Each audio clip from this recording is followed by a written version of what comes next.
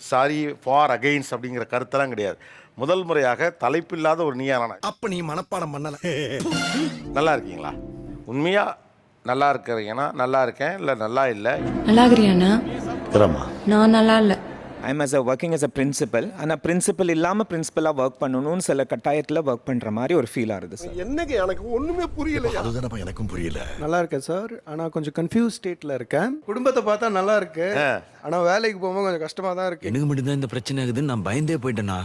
இருப்போமா இல்லையா, நாளைக்கு என்ன சுச்சுவேஷன் தெரியாமல் இருக்கு. அதனால பயங்கர கொஸ்டின்ஸ் எல்லாம் இருக்கு. என்ன இன்னைக்கு கூட்டில் அள்ளி போட்டு போறானுங்களோ. நல்லா இருக்கேன் சார், ரொம்ப நல்லா இருக்கிறேன், நல்லா படிச்சிருக்கேன், நல்லா வேலை செய்கிறேன், வாழ்க்கை நிம்மதியாக போயிட்டு இருக்கு. நல்லா இருக்கு சார், அவ்வளோதான். எனக்கு மட்டும் 45, உனக்கு மட்டும் அப்புறம் 50 கொடுக்க. நல்லா இருக்கீங்களா அப்படின்னு சாதாரணமாக கேட்கலாம். சாதாரணமாக சொன்னால் போதும் சார். உண்மையை சொல்லணும்னா தெரியல. தெரியல. என் ஏஜில் இருக்கீங்க எல்லாருமே பார்த்தீங்கன்னு வச்சுக்கோங்க, நாங்கள் 2 பேர் ஃப்ரெண்ட்ஸ் பேசுகிறப்ப ரொம்ப புலம்பிக்கிட்டே தான் பேசுவோம். பட் ஆனால் அது பேசி முடிச்சதுக்கப்புறம் ரிலாக்ஸ் ஆகும் சார். நிஜமா இப்போ பெட்டரா ஃபீல் பண்ணுறேன். You are right. சங்க இலக்கியங்கள் படிக்கிறப்ப ஆட்டோமேட்டிக்காக மூஞ்சி ஒரு மாதிரி ப்ளஸ் ஆயிடுது. ஸோ இது மாதிரி போயிட்டுருக்கேன், நல்லா தான் இருக்கேன்.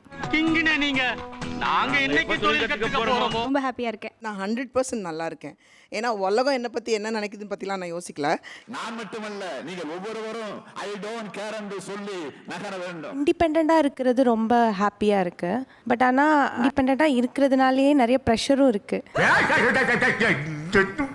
போட்டு சாவடிச்சிருவாங்க sir. But handling this people are kind difficult. ஆர்ச்சர் பண்ற ராஸ்கல் விட்டா கிறுக்கு நாச்சிரி வாங்கி போட்டுருக்கு. எங்கெல்லாம் உள்ளூர மகிழ்ச்சி இருக்கிறது. பிடிச்ச பாட்டு கேட்டாலே உள்ளூர மகிழ்ச்சி வந்துடும் சார். என்ன பாட்டு கேட்கறப்பெல்லாம் திரும்ப திரும்ப கேட்பீங்க? ஒரு 30 செகண்ட் உனக்கு பிடிச்ச மியூசிக் போட்டு நல்லா ஆடு, அதுக்கப்புறம் உனக்கு என்ன தோணுதோ அதை செய்ய சொன்னாங்க. ஒரு கிராமத்து நினைவுகளை உண்டு பண்ற நம்ம பழைய மினிபஸ் பாட்டு எது கேட்டாலும் மனசு துள்ளி குதிக்க ஆரம்பிச்சிடும். ஒய்ஃபை டீஸ் பண்ணிக்கிட்டே இருக்கிறது ரொம்ப ஹாப்பி சார். 2 பேரும் மாற்றி மாற்றி கேப்பே விடுறதில்ல. எங்களுக்கு வந்து ஒரு ஃபேமிலி குரூப் இருக்கு, கசின் சிஸ்டர் எல்லாருமே இருக்காங்க. அதில் வந்து ஒருத்தர் கலாய்ப்போம் சார். டேய் அப்பா, சாரல் வாய் கொஞ்சம் மூடுறா. நீ பேசுறதுலாம் காண்டாயா இருந்தாலும் என்ன அடிச்சுட்டு இருக்கான். அதுவும் எப்படின்னா, இப்போ ஒரு ஆள் ஸ்டார்ட் பண்ணால் போதும், எல்லாரும் கூட்டு சேர்ந்து ஒரே அடி தான். இன்னைக்கு வந்து பன்னீர் 65 வச்சோன்னே டேஸ்ட் பண்ணோன்னே வித்தியாசமாக டேஸ்ட், ரொம்ப நாளைக்கு அப்புறம் நல்ல டேஸ்ட் வந்து. நல்லா இருக்கா அங்கிள்? எது தினசரி வாழ்க்கையில் உங்களுக்கு ஒரு மகிழ்ச்சியை தருது? என்னுடைய குழந்தைகளை பார்த்து கொஞ்சம் தான் சார் எனக்கு ஒரு மகிழ்ச்சி தருது. அப்பா பிரேட் ஆயிடுச்சு, வா போலாம். ஃப்ரெண்டு கூட பேசுகிறப்ப நான் சந்தோஷமாக இருப்பேன் சார். இப்போ நான் 1 மணி நேரம் சும்மா உட்காந்துருக்கேன், நான் சும்மா உட்காந்துருப்பேன். அது எனக்கு பயங்கரமான உற்சாகத்தை கொடுக்குது. சும்மா தெரியுதா உனக்கு அவ்வளவு கேவலமா? அது எவ்வளவு கஷ்டம் தெரியுமா? எனக்கும் சரி, என் ஒய்ஃப்க்கும் சரி சிங்கிள் பேரண்ட் தான். ப்ளஸ் எனக்கும் என் ஒய்ஃபுக்கும் சிப்ளிங்ஸ் கூட பிறந்தவங்களும் யாரும் கிடையாது. எனக்கு சீக்கிரமே தம்பியோ தங்கச்சியோ வேணும்ப்பா. எங்கள் குழந்தைங்க, ஸோ அவங்களுக்கு அந்த அக்கா தம்பி பாசம் ஒருத்தருக்கு ஒருத்தர் கொஞ்சிக்கும் போது எனக்கு அந்த உள்ளூர மகிழ்ச்சி வருது. அதாவது சும்மா இருக்கிறது சந்தோஷமாக இருக்குது சார். எப்பயுமெல்லாம் இருக்க முடியாது நான் கண்டிப்பாக. அந்த அளவுக்கு லக்ஸுரியஸ் இல்லை. வேலை சொல்லியே கொள்றாங்கய்யா. இன்னைக்கு ஒரு நாளைக்கு ரெஸ்ட் எடுத்தா தான் அந்த வீட்ல உசுறு வாழ முடியும். பட் சும்மா இருக்கும் போது இது பண்ணணும் அது பண்ணணும் அந்த கம்பல்ஷன் இருக்குது பார்த்தீங்களா, அது இல்லாமல் போயிடும். அந்த மொமெண்ட்டில் ஒரு ஹாப்பினஸ் எமர்ஜ் ஆகுது எனக்கு.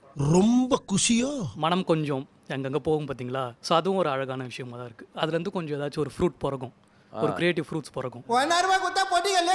அதுலேயே ஒரு மகிழ்ச்சி வரும். ஓகே, சும்மா இருக்கிறது ரொம்ப மகிழ்ச்சியாக இருக்கு.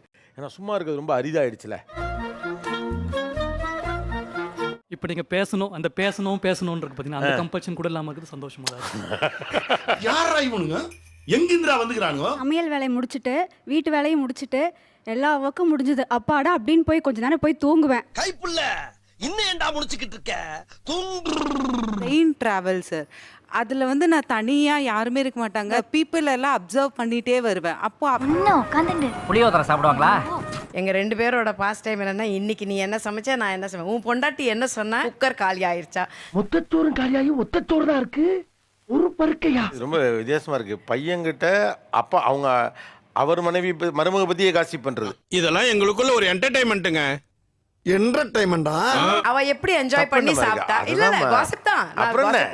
அதாவது சந்தோஷமான காசிப். ஏம்பா இன்னும் என்ன நீ பைத்தியக்காரனவே நினைச்சுக்கிறல்ல? நீ ஃப்ரெண்ட்ஸோட டைம் ஸ்பெண்ட் பண்ணுறப்போ ரொம்ப மகிழ்ச்சியாக இருக்கும். இன்னைக்கு நாள் எப்படி போச்சு தெரியுமா அப்படின்னு சொல்லி. ஞாபகம் இருக்கா இல்லையா? நான் வந்து நைட் ஷிஃப்ட்டில் ஒர்க் பண்ணுறேன் சார். ஒரு 3 மாதம் தான் ஆகுது மேரேஜ் முடிஞ்சு. அவங்க டே ஷிஃப்ட்டில் இருக்காங்க. என் ஏக்கம் என்னன்னா, எனக்கு ஒரு டே ஷிஃப்ட் கிடைக்காதா? இருக்கிற வரை சாத்தியமே கிடையாது. தூங்கி எந்திக்கும் போது அவங்க வேலை செஞ்சுட்டு இருப்பாங்க, திரும்பி ஆஃபீஸ் முடிச்சிட்டாலுமே அவங்க தூங்கிட்டு இருப்பாங்க. எங்களுக்கான டைம்ன்றது ஒன்று இல்லவே இல்லை சார். சகல நிலைமை நினைச்சு ரொம்ப பரிதமா இருப்பா. எனக்கு வயசு 39. இது வரைக்கும் நான் காதலிக்கப்பட்டதே இல்லை. நான் காதலிச்சிருக்கேன், ஆனால் இது வரைக்கும் காதலிக்கப்பட்டதே இல்லை. காதலிக்கப்படாத ஆண்மனம் எப்படி இருக்கும்? அது ஒரு அதை விட பெரிய ஏமாற்றமாக எனக்கு பெருசாக எதுவும் தெரியல. அந்த வழியே தாக்கிட்டேன். இதெல்லாம் ரொம்ப ஒர்க் ப்ரெஷர் ஹெக்டிக் ஜாஸ்தியாக இருக்குது. பிரேக் எடுக்கணும் ஏக்கம் இன்னும் ஏக்கமாகவே இருந்துகிட்டு இருக்குது. ஒரு லாங் பிரேக் எடுத்தால் என்னெல்லாம் பண்ணுவீங்க? ஃபுல் கட்டு காட்டுறோம், ஃபைனல் டச்சா 2 பீரை விடுறோம், கிளம்பி வந்துகிட்டே இருக்கோம். இதுதானே நம்ம பிளான். வீட்டு சாப்பாடு சாப்பிட முடியல ஒரு பாஸ் 10 வருஷமா. ரொம்ப ஒரு லாங்கிங்கானது. ஏன்னா எங்கள் அம்மா நல்லா சமைப்பாங்க.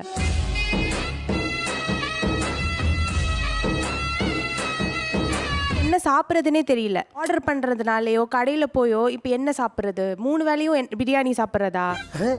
சமூகம் பெரிய இடம் போல் இருக்கு. கொஷன் இல்லாத ஒரு டே, எதுக்கு ஏன் பண்ணேன் அப்படின்ட்டு. ஸோ கேள்வி இல்லாத ஒரு நாள் தான் உங்கள் இயக்கம். ஆமாம். கேள்வி கேட்காத, கேள்வி கேட்கறது ஈஸி. உள்ளூர இருக்கிற எப்போதும் மனசுக்குள்ளே இருக்க இயக்கம் என்ன?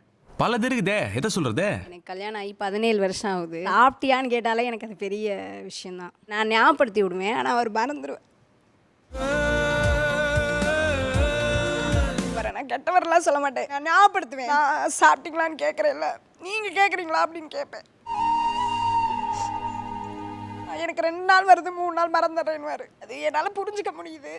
இன்னும் கஷ்டமாக தான் இருக்குது. பரவாயில்ல சார், என்னாச்சு?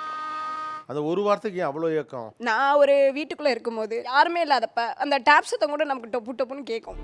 இருட்டில் கண்ணு கட்டி காட்டில் விட்ட மாதிரி. நான் நல்லாவே சமைக்கலனே வச்சுக்கோங்க, ஃபோன் பண்ணி என்ன சாம்பாரில் உப்பு போடல, கத்திரிக்காய் எப்படி செஞ்ச அப்படி கேட்கலாம். நான் நினச்சா பண்ணலாம், ஸோ ஆனால் பண்ண மாட்டேன்.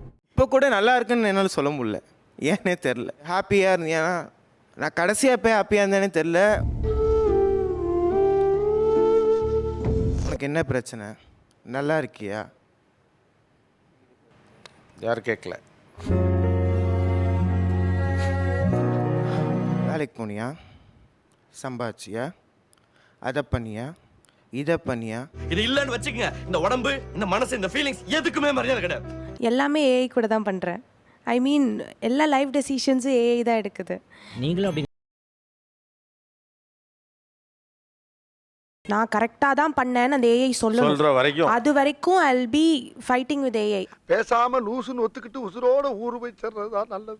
ஏதாவது ஹர்ட் பண்ணி பேசிட்டாங்க அப்படின்னா விட ஜாஸ்தியாக அவங்கள ஹர்ட் பண்ணி ஒரு மாதிரி கிரட்ஜ் உள்ள வச்சுக்கிறது. அதுக்கப்புறமா சைலண்ட் ஆயிடுறேன். என்னிடம் வராதீர்கள் தம்பிகளே, சரி சரி வகுந்து விடுவேன். சரிங்க சரி, எழுத்தாணியை சங்கிலே குத்தி விடுவேன். ஃப்ரெண்ட்ஸுங்கிட்ட நான் ஏதாச்சும் பேசி சண்டை போட்டேன்னா அவங்களுக்கு ஹெல்ப் பண்ணதை நான் சொல்லி காட்டிடுறேன் சார். 2 பீரை வாங்கி கொடுத்துட்டு 2000 தடவை சொல்லி காமிச்சிடுறா நீ. பாயசம் சாப்பிடுங்க ஃப்ரெண்ட், மறக்காம பாயசம் சாப்பிடுங்க.